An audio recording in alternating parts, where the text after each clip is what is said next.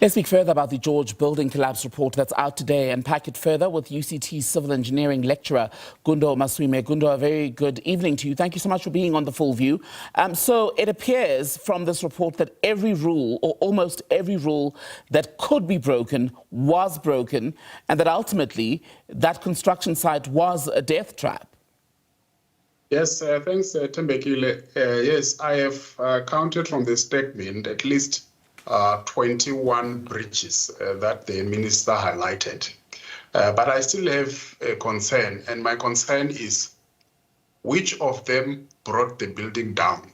Because there's potentially only 3, registering on time and all the other things. Of course, they are breaches, but I wanted to see on the report what brought the building down. There's an insinuation that some dynamic cone penetrometer tests were not done. So this is where they dig a test pit, and at each level they drop a cone to see how strong the soil is. If I'm giving a crude explanation, and they are saying those results were not there, but they are not saying the foundation that was designed was inadequate and the building collapsed because of the foundation. And we are thinking it could not have been the foundation, because if it was a foundation, the settlement, it would have been a matter of going down and settling maybe in one corner. But the building went down as a single unit. So we're still asking at technical level what brought the building down. And perhaps let's expand on why that is such an important determination that is lacking in this report that has found multiple breaches but has not been conclusive, and whether, in fact, from your reading at this stage, there is enough to go on to reach a credible conclusion on what caused the collapse. Yes, I have a suspicion that the actual document that was produced by the service provider will be having all the information that we need. But the statement that was released by the department was so carefully crafted that you cannot make one conclusion. For example, the reference to the dynamic cone penetration test, that makes us suspect that the foundation was not adequate. But then you hear about poor quality of material used, then it's now pointing towards the contractor, because it's the one that is responsible. So all the inspections from NHRBC, they are very, very important, but they do not supersede the role of the competent person who is the engineer on the project or the site manager from the side of the contractor or the developer. So that's why I'm saying all those things, there are things that could happen and a building could not come down. And am I right?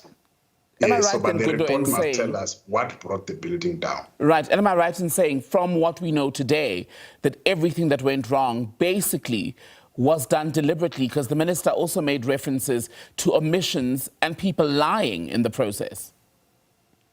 Yes, I think from an oversight point of view, there seem to be enough for us to, if what is written is accurate, there seems to be enough for us to say that within the NHRBC there could have been some breaches. That will still unfold, because if they've suspended people, there's still going to be hearings where they will also present their side of the story. But also remember that there's a role for the Department of Labor as well. It doesn't end with the NHRBC. So the reason why I'm referring to the technical reason for the building coming down is because I can see NHRBC can write a full report about their systems. It looks like there's a lot of detail. 18 of the items, they fall squarely within the NHRBC, except the 3 that are very technical. They could fall there. They could fall in the Department of Labor.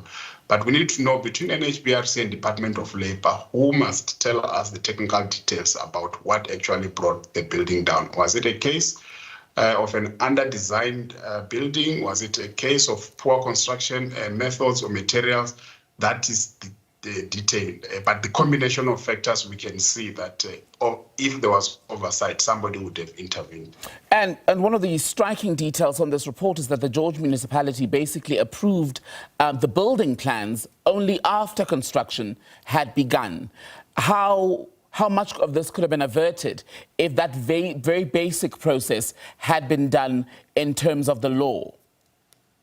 Yes, approval after the process is always a challenge, especially for a building that seemed to have started with a certain number of floors, and then later on, it seems like a basement was added and another floor. That was from the earlier reports that we got, but in this statement, that is not captured properly. And there's also a form that they are supposed to fill, which in NHRBC is called ST003. It tells you whether you are dealing with a single story, double story, or 3 or more. So it looks like there was misrepresentation on that form. But then when you're an inspector and you arrive on site and you see they have reported it as a single story building, they're on the 2nd floor. That's where you order them to stop work. But at the same time, the role of NHRBC inspectors, who are just under 200 across the country, does not supersede or exonerate the role of the competent person on site, who is a technical person. Gundo Maswime, good to talk to you as always. UCT Civil Engineering Lecturer speaking to us on the release of the George building collapse report today by Minister Thembi Simelane.